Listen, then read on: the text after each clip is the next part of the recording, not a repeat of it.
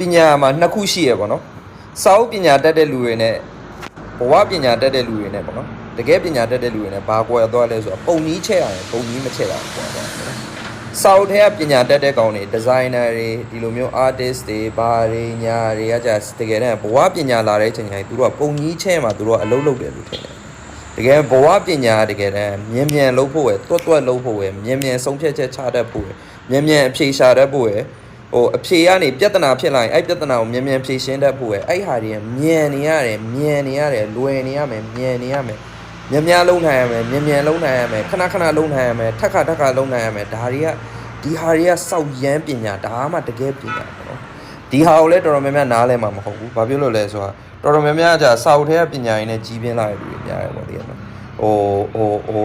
စာအုပ်ဖတ်ပြီးတော့ကြီးပြင်းတဲ့ကောင်တွေများအဲကြောင့်အကိုကစာအုပ်အရင်မဖတ်ဘူးဆိုတော့အကိုကဘဝပညာကိုအကိုကပို့ပြီးအားပေးတယ်